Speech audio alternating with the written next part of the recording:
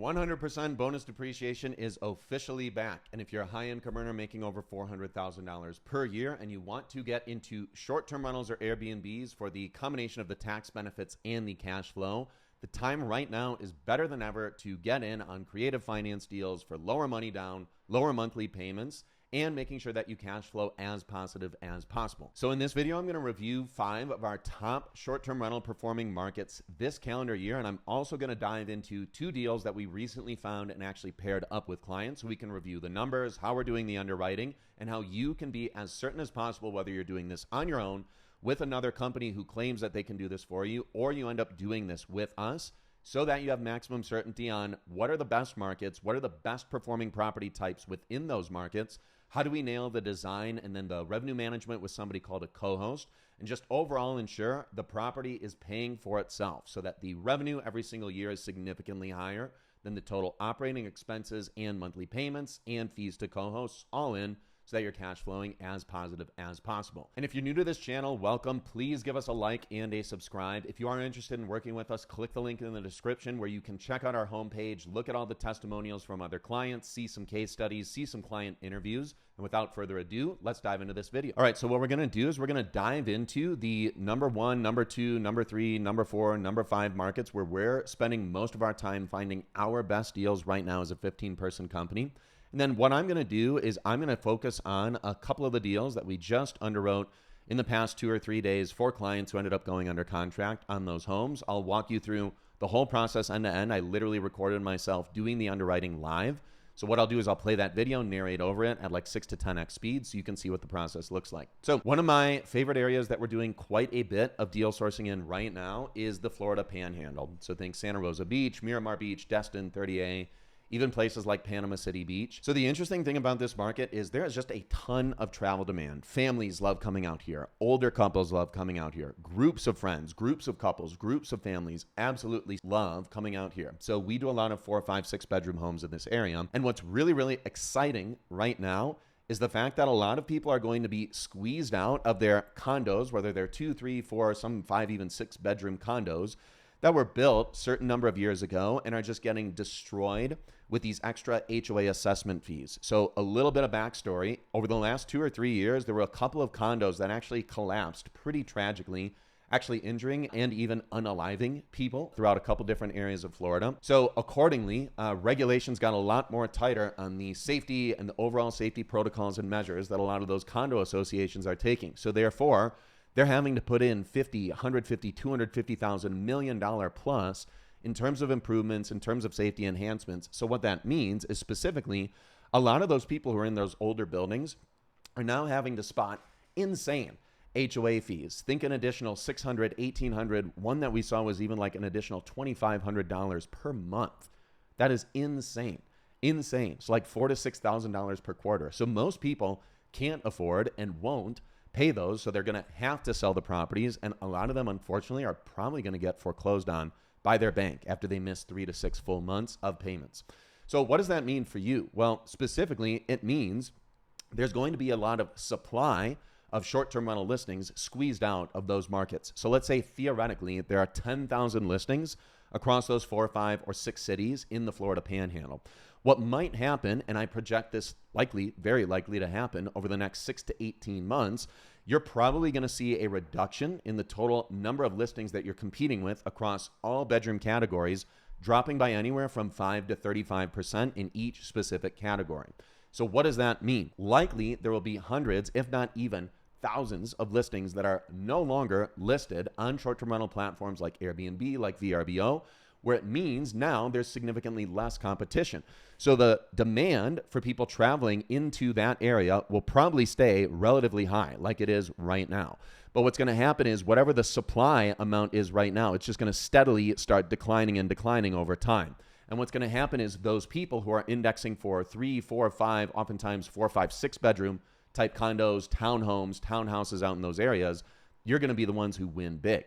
So a lot of my clients, for example, have done exactly that. They bought 4, 5, 6 bedroom townhomes, other private properties, other single family homes where it makes sense for them to continue. And what this basically means is now you have way less competition. So the homes that are already performing in this area are going to continue to perform really, really well.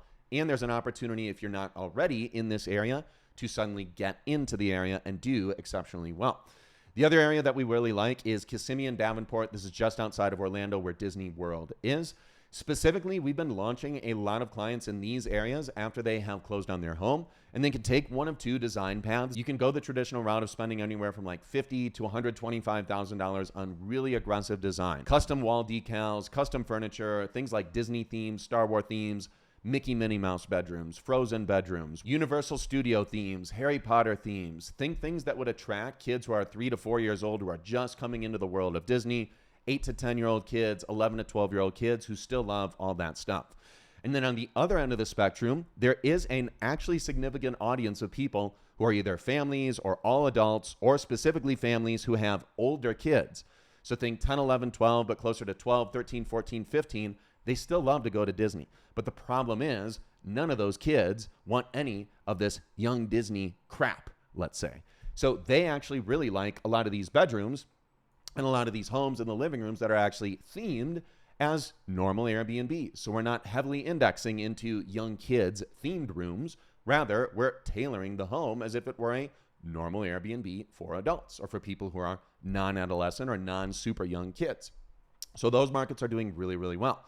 A couple other really, really cool markets right now, specifically are Dallas and Austin. The thing we love about the Dallas market is it's pretty certain that regulatory stuff, compliance, licenses, so long as you're in specific areas where it's clearly permitted right now, the zoning department says everything is good, a licensing or permitting department says everything is good and will continue to be good, and your local HOA is supportive for doing short-term rentals. When we find stuff in the Dallas market that's in the 4, 5, sometimes 6 bedroom category range for under $400,000, under $500,000, under $700,000 in purchase price, we're seeing some of the highest cash-on-cash returns across the entire U.S. outside of maybe 1 or 2 other markets directly in Dallas, which is really, really cool. Because what oftentimes that means is you're buying homes that were built within the last 5, 10, 15 years. Some of them were even built in the last 2 or 3 years. Or they were recently remodeled, so lower CapEx, the roofs are in better condition, the HVAC system is in better condition, the water heaters are almost brand new, things that you typically need to incur as an expense, maybe 1, 3, 5, 10 years down the line. This stuff is in phenomenal condition. So what that specifically means is you get into great cash-on-cash market with newer homes, better quality appliances, and everything becomes a pretty smooth transition into your first or next short-term rental if you buy out there. And then Austin specifically, the thing that we really, really love about Austin right now is going more for the larger group luxury travel. If you've seen any of my other videos, you'll have recognized that Airbnb's product market fit is definitely in group travel. This is why we don't try and pair up clients with 1 or 2 or 3 bedroom homes, because that's typically like 70 to 80% of most markets. So it's highly competitive. And then secondly, even outside of Airbnb and VRBO, you're now competing with every hotel. And hotels are probably going to win. It's much more convenient to do a 1 bedroom, 2 bedroom, or even 3 bedroom stay with a smaller group of people than it sometimes is getting a smaller Airbnb. And sometimes hotels can offer more competitive perks or amenities or convenience level stays versus the experience that you might get in a 1 or 2 or 3 bedroom home. On the flip side, if you go into 4, 5, 6, 7, 8 bedroom homes that serve larger groups of people where it's way more cost efficient, way more convenient, and even way more intimate, meaning you guys can all collaborate in a shared living room space, shared backyard, you guys can play your own music, you guys have a place to hang out. That is the thesis behind Airbnb having exceptional product market fit when it comes to group travel. And then specifically, one step further, where the Austin market really nails this, is the ultra luxury group travel. So for example, we found a $2 million home that we didn't end up pairing up with a client. This is around 2 months ago. This home was around $2 million in purchase price. Almost everything else in the area that was $1.6 to $2.2 million in terms of purchase price and was at least 4, 5, or 6 bedrooms like this home was, the homes were doing anywhere from $220,000 to $340,000 per year. And the annual expenses on that home was going to be really no more than like $185,000 to maybe $210,000 per year. So there was this really nice margin or spread between what this home was likely going to do in terms of gross revenue, which that one we found comfortably in the $225,000 to $265,000 range, probably in the first year, on barely $190,000, maybe $200,000 in expenses. So that's what really happens when you get into the luxury market. So we can find creative finance deals in that market. We can do a little bit of money down and then seller finance the remainder amount with the seller. Or you can do what's called a seller carryback. You can get your conventional loan product, like a DSCR loan product or some better loan products, pending your credit, for 20, 25% down. And the seller in a separate closing will do what's called a seller financed or a seller promissory note or a seller carryback. And that means that they'll fund back 30 to 35% of their proceeds so that they don't have to have as much capital gains tax today. They get to take a little bit lower proceeds, but they save a ton on taxes. So that is very advantageous for most sellers who are very affluent, who've built luxury properties or bought luxury properties or held on to them for a really long time. That's really ideal in Austin. One of the markets that we probably added the most inventory back into over the last 3 to 4 months specifically is easily the Smoky Mountains. So Sevierville, Pigeon Forge, and Gatlinburg. What's really, really cool about this market is we have seen so many homes drop an impressive amount in a very short period of time. So throughout 2022, 23, and 2024, home valuations were kind of doing this. They were like going up and to the right. And it became very, very difficult over that extended period of time to make deals work because the travel demand is kind of overall stayed the same out there. It's like relatively high. It's not like it's an emerging market where people are suddenly discovering it and travel is going up like crazy. It's kind of constant year over year. But what has happened is when we're trying to buy homes and come into that market, everybody's kind of like raising their prices and the market is just very, very difficult to find anything that works. On a conventional deal, of course, that's going to be the hardest to make it work. And even the creative finance terms. It's just lower cash on cash return and lower cash flow. Well, what's happened over the last 6 months in particular is a lot of those homes have dropped and dropped and dropped in purchase price. And now the whole market is kind of in this middle and maybe towards the bottom of this part of a correction. This is like the perfect blip in time to be buying stuff in a market like this. So what we're typically finding is a lot of stuff in the $700,000 to 1.1, 1.3, 1.5 sometimes $1 million purchase price range. Anywhere from 4, 5, 6, 7 bedroom homes in some scenarios. Honestly, a lot of our cabins right now are right around 4 bedrooms. We occasionally find stuff that's 3 bedroom because there's a lot of 3 bedroom inventory out there that really does work as well. But we try and spend most of our time looking at the 3 to 4 bedrooms. One of the deals that I'm going to review here really quickly is a super, super cool one that we just helped a client get under contract with in Sevierville. And I'm going to review that one in just a moment. And then the final area is going to be the Poconos in Pennsylvania. So this has been our bread and butter for now a couple of years since we started doing deals out there. I personally would love to get something in this area after seeing clients launch stuff year over year and overall doing really, really, really well out here. We're consistently finding homes that are around, again, 4, 5, 6 bedrooms in the $450,000 to $950,000 purchase price. And specifically in these two areas, the nice thing is more affluent people will come to travel in these areas, typically with their families and typically groups of families. So we're oftentimes seeing clients host groups of 10, 12, 14, 16, sometimes even 16 to 20 people throughout any time of the year. And what is really driving revenue in those areas is the ability to showcase a little bit of uniqueness, a little bit of differentiation with unique amenities. And what specifically we look for are what are the revenue driving amenities that really get people to decide, hey, I want to choose this area instead of the other ones. The two big ones that most clients have been adding in are mini putting greens, which depending upon the size of the backyard and depending upon the state that you're in, whether it's Pennsylvania and the Poconos or it's the Smokies. The Smokies, every general contractor, every landscaping team, every vendor or contractor that you're going to work with out there, they're charging a little bit of a premium because that's just how the market is. Like it's not really an area where a lot of people live residentially. Almost everybody is like away from the property. Like they're remote specifically. They're all like remote operators. So probably 70% of the stuff that's owned in the Smoky Mountains is owned by people who don't even live in Tennessee. So the vendors and everybody, they kind of like, upcharge. But if you look at what other clients have paid in terms of getting a putting green installed, the cost per square foot, it ranges. But overall, most of them are putting in anywhere from $7,000 on the lowest end all the way up to, I've seen people spend $15,000 to $20,000 on larger installations of putting greens, mini putting greens with the AstroTurf, and obviously the holes drilled for the golf balls. And then also the fire pits. There are some really, really cool layouts that we've seen clients do. When you feature these two unique amenities in your hero shot, that like cover photo, that is the first photo that most people see when they look on Airbnb. And then when you also choose the option, which your co-host should be doing, to choose your own sequence of photos that people click and then scroll through or scroll down through if they're on their laptop or desktop. When you're really leaning into your balcony shots, your backyard shots, specifically the putting green, specifically the fire pit, if you also add in like a sauna, which a lot of clients have also decided to do, and that's a really nice revenue driving feature, but not quite as high as what we've seen with the putting greens and fire pit, specifically for clients who add in those two items but don't do the sauna, you really have a hard time losing, especially if you're differentiating. And what we've noticed is these two areas, you see some of the biggest return for those items. So now that I've covered the areas, let's go through a couple quick examples. I'm going to go through one example in Austin, Texas, and then another example in Sevierville, Tennessee. All right, so this is an example of a deal that we ended up reviewing for a client who put in an offer, and I think we're already under contract with this one from yesterday. So this is literally one day ago. So what you're going to see me do here is basically I've got two sides of the screen going. On the left-hand side is the pro forma that our team built out, and on the right-hand side, we've got the listing in question.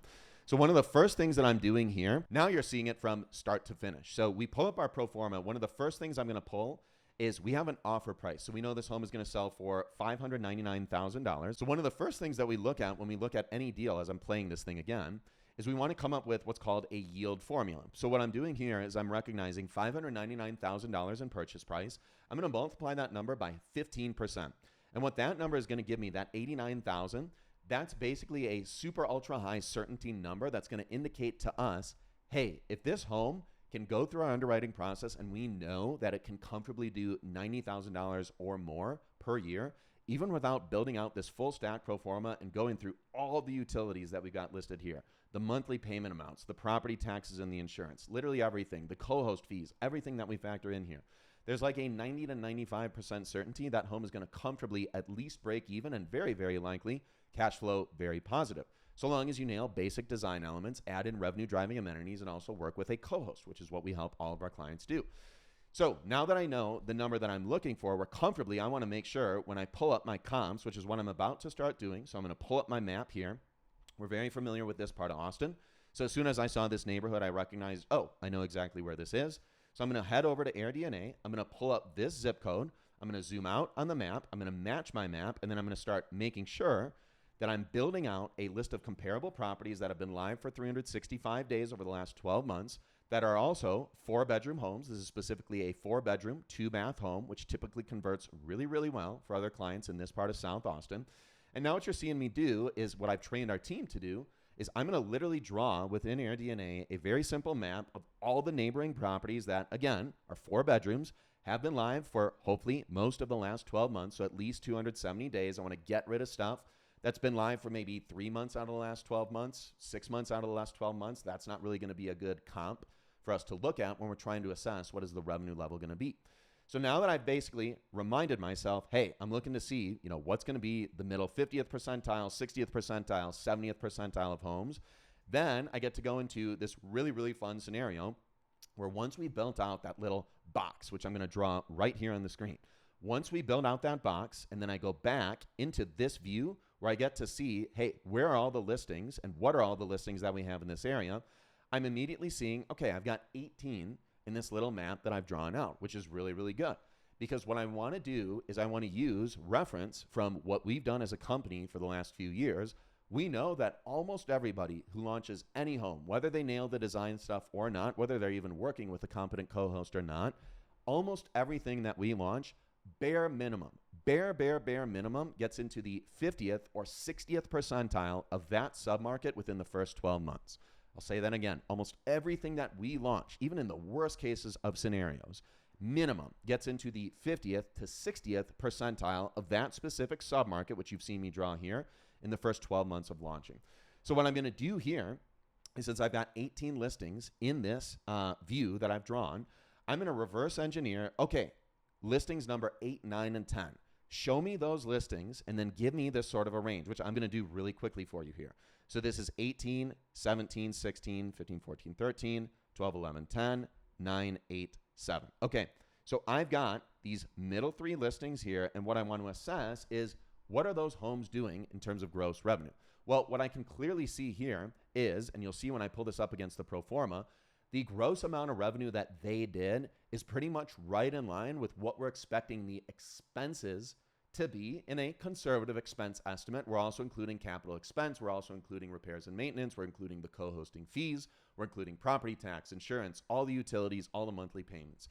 So what I told the team and what I told my clients in this video when I was sharing this with them before one of them ended up putting in an offer on this home is we know that the homes in that 50th, 60th percentile range, they give us great support in having a confidence level of knowing it's going to be a pretty high likelihood that we end up cash flowing positive, because in our typical worst case scenarios, we're at least going to break even. So now what we're trying to do as I go through this video continuously and I explain is, okay, now we're going to look at all the other comps in the area and we're going to try and assess what is actually driving revenue in these other homes that are doing 60th, 70th, even 80th percentile.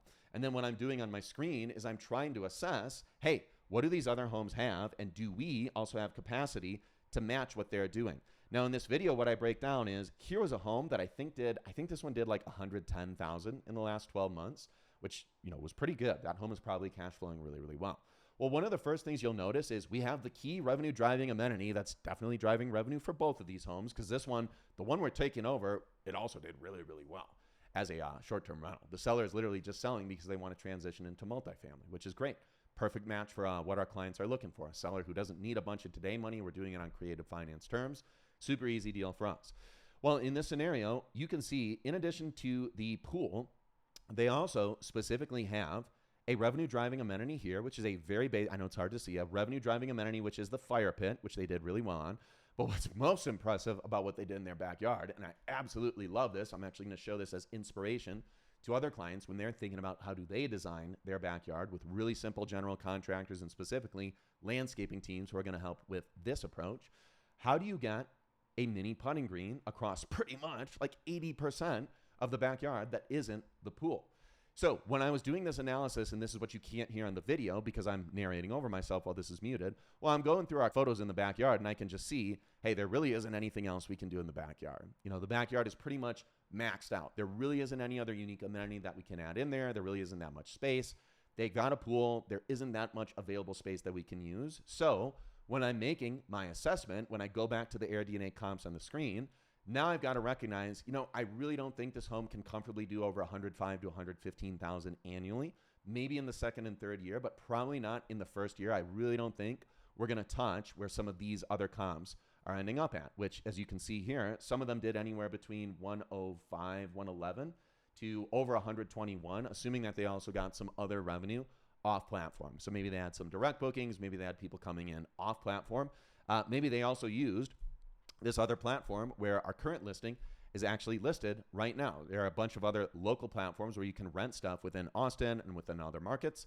And the name escapes me right now for whatever this one was on. I'm going to fast forward until I can see it back on the screen where we show on the listing here.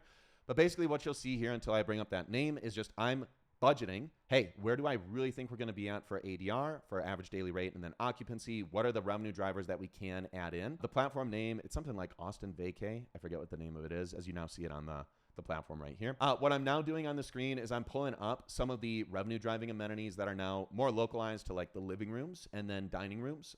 Bedrooms, if you enhance the bedrooms, there's a little bit of lift that you can get there. Honestly, you want to try and spend most of your time indexing for improving the areas where most people are going to congregate and also try and differentiate on. So for example, living rooms inside the home, you do want to overinvest into improving that area, because that's going to be where most of the people are spending their time, especially if the living room is adjacent to a dining room, kitchen, kind of like I think how this one is set up. It's a very open concept for the living room, dining room area. So when I make my final suggestions on what we're going to try and do to improve the likelihood that we hit the highest average daily rate and highest average occupancy throughout the year, we're going to look at all the revenue driving amenities that are within the living rooms and dining rooms for the other homes.